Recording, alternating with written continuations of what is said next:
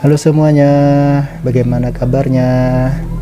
Mohon izin, kenalkan aku Saini ya, asli dari Banjarmasin, Kalimantan Selatan. Namun saat ini aku di Kalteng, tepatnya di Kota Palangkaraya. Dan video ini adalah video perdana dari aku ya, khusus untuk membahas masalah yang horor-horor. Jadi video perdana ini aku harapkan semoga yang menonton video ini merasa terpuaskan ya atas apa yang ku ceritakan. Jadi begini awal cerita horor sekaligus menegangkan buat salah satu keluarga, tidak disebutkan kotanya, yaitu suaminya bernama Yanto, istrinya bernama Alisa, dan anaknya bernama Ridwan. Satu keluarga ini diceritakan sangat susah ya, ekonominya pas-pasan, hidup di kampung tidaklah mencukupi untuk keluarganya. Akhirnya mereka mencoba merantau ke luar kampung atau keluar kota yang ditempati mereka saat ini.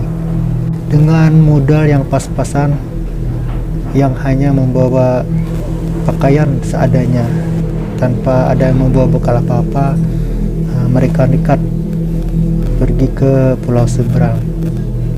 Bahkan mereka ke sana pun tidak membawa uang sedikit pun, bermodalkan dengan hanya meminta pertolongan atau meminta belas kasihan dari travel atau bus atau truk-truk yang melewati mereka. Mereka mencoba untuk memanggilnya dan meminta pertolongan ke kota lain ya. Jadi singkat cerita, mereka sampailah ke pedesaan yang lain dan berharap di sana mereka bisa mengubah nasibnya. Sesampai di sana, ketemulah mereka dengan ketua RT, kita sebut saja namanya Abdul. Mereka pun mengutarakan maksud dan hati ke sana, yaitu untuk mencari pekerjaan ya, baik itu kerja sebagai tukang kebun atau apapun, yang penting halal gitu, dan yang penting bisa buat mereka makan. Sebenarnya Pak Abdul ini serba salah. Di sisi lain, beliau pun juga tidak ada lapangan pekerjaan buat suami istri ini. Dan di sisi lainnya, Pak Abdul pun merasa kasihan, apalagi mengetahui bahwa si Yanto dan Alisa beserta anaknya ini adalah asli orang luar.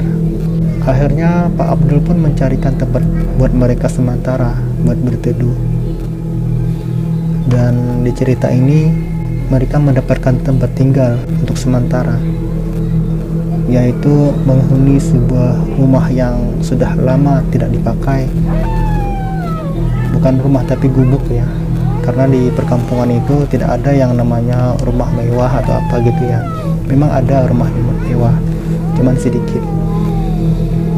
Jadi menurut cerita, gubuk yang tua itu memang sudah sangat lama sekali kosong, tidak pernah dirawat, bahkan tempatnya itu sangat kumuh ya.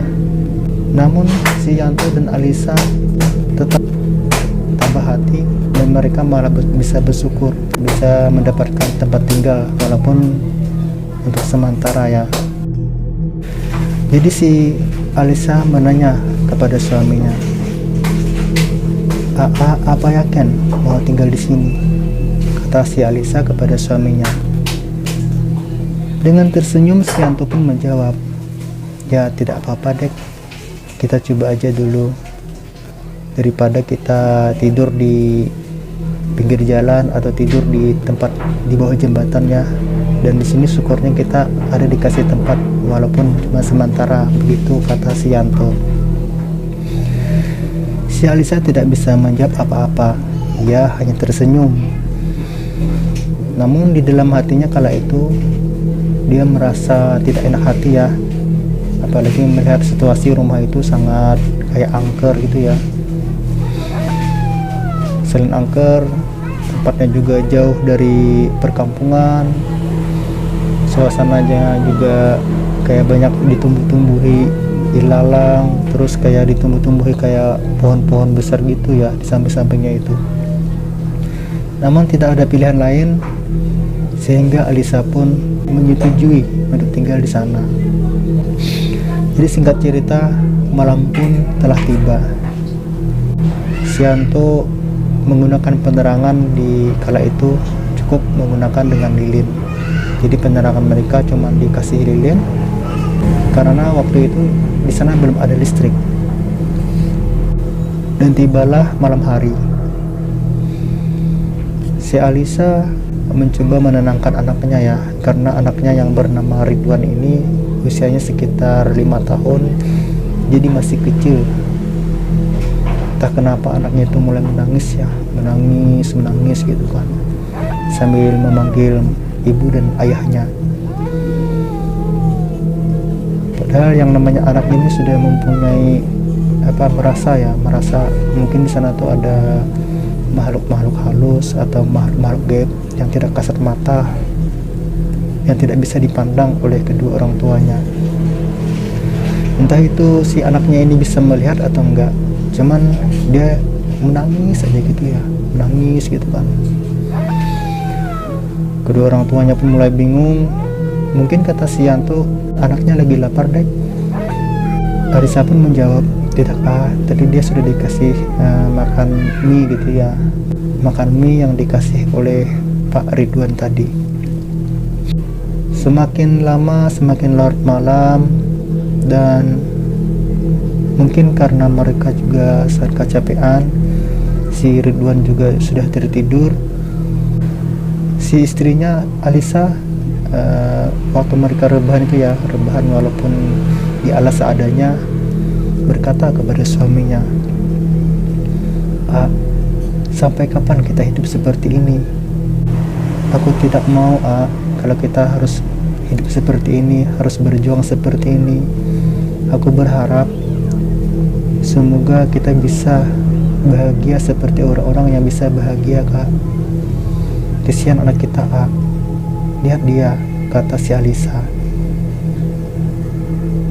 Si suaminya yang bernama Yanto pun cuma tersenyum dan langsung membelai istrinya. Sabar ya dek, ini adalah ujian kita. Semoga suatu hari nanti kita bisa membeli rumah. Semoga kita dapat pekerjaan hingga akhirnya bisa membahagiakan semuanya, kata si Yanto. Entah jam berapa akhirnya mereka ketiduran, sangat lelap.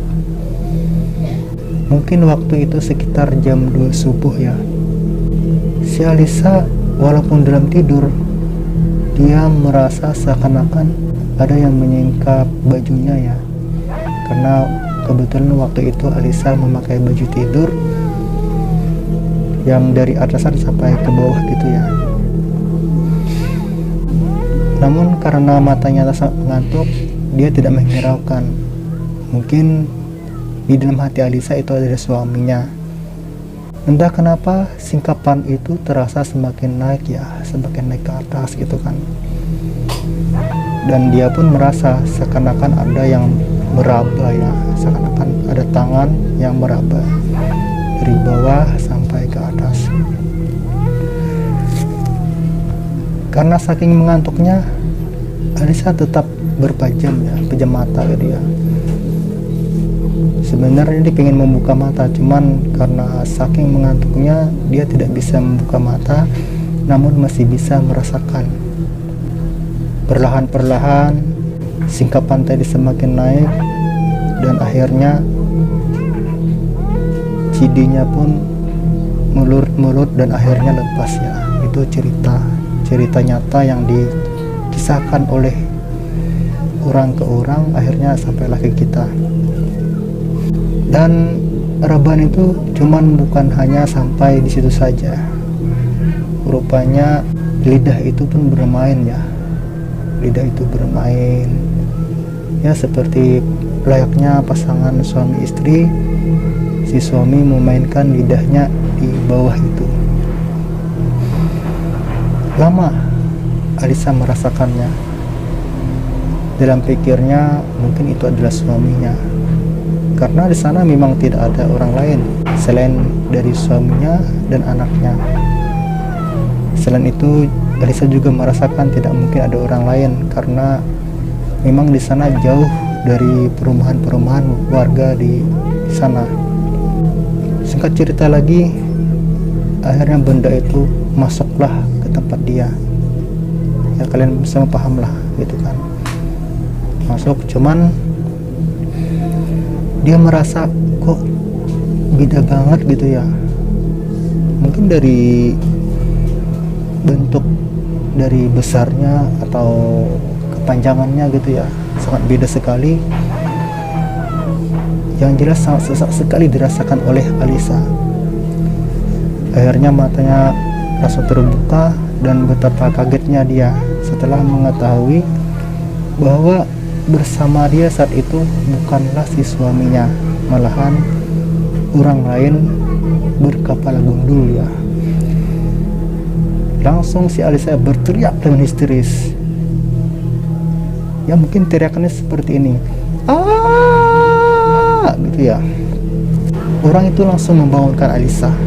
Membangunkan dengan artian dia dibangunkan dari tempat tidurnya, langsung memeluk ya dari belakang gini ya, dari belakang, dan mungkin juga membawa senjata tajam ya, taruh di samping leher. Mendengar teriakan Alisa tentu saja membuat si Ridwan, anaknya, dan suaminya si Yanto terbangun ya. Namun si Yanto tidak bisa berbuat apa-apa karena si manusia misterius berkepala gundul tadi langsung berkata. Jadi kata laki-laki itu, "Hai, kamu jangan macam-macam. Kalau mau istrimu ini selamat," kata si pria misterius itu. "Dan kamu juga," dia menyebut si perempuan itu ya, si Alisa, "kamu jangan coba-coba berontak," katanya. "Kalau mau yang di akhir kamu ini tidak memutus urut nadimu." Yang namanya cewek ya, gertak atau di takut-takuti seperti itu kan, dia semakin takut. Akhirnya cuman bisa menangis senggugukan, tidak berani berbuat apa-apa lagi. Si Ridwan juga semakin menangis, anaknya, melihat pemandangan si mamanya lagi dibekap oleh seseorang yang tidak dikenal. Dan anehnya si Yanto juga tidak berani berbuat apa-apa. Malahan si Yanto gemeteran gitu ya, gak berani berbuat apa-apa. Padahal saat itu istrinya dalam keadaan sangat bahaya. Akhirnya apa yang terjadi? Ternyata si pria misterius tadi malah mengulang lagi kebiadabannya. Dia langsung mendorong gini ya, dari istrinya dorong gini. Akhirnya posisinya kan dia membelakangi. Si pria misterius tadi sambil tertawa langsung bergerilya ya dari belakang. Itu persis di hadapan si Yanto dan di hadapan anaknya. Coba kalian bayangkan bagaimana kebiadaban orang tadi telah melakukan hal-hal yang seharusnya tidak boleh dilakukan, itu malah di hadapan oleh suaminya. Mungkin sekitar 3 menit ya hal itu telah berlangsung, dan pria misterius tadi mungkin sudah mendapatkan apa yang ia dapatkan. Akhirnya langsung mendorong Alisa ke tempat suaminya.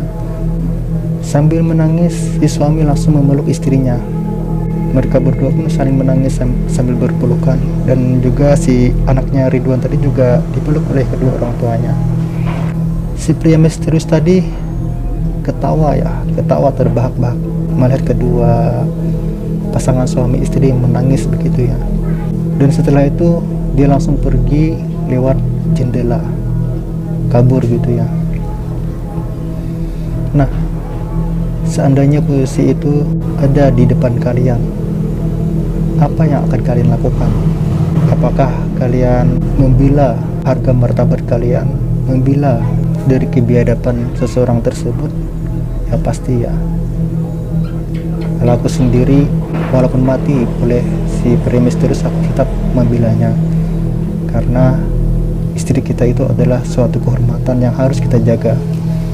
Mohon maaf ya kawan-kawan, mungkin video ini sedikit ada masalah kayak gitu ya. Untuk video selanjutnya mungkin kita membahas masalah horor lagi, baik itu hantu atau alam gaib atau yang lainnya ya. Dan ini pribadi aku tidak ada pakai teks ya, ini cuman kasih nama si suami aja nih, kayak si Yanto, Alisa, dan Ridwan gitu aja ya. Mungkin kedepannya akan kita benahi lagi video ini. Dan bagi kalian yang sudah menonton video ini, jangan lupa di subscribe, komen, dan like ya, karena ini adalah video perdana. Semoga video ini bisa berkembang ya.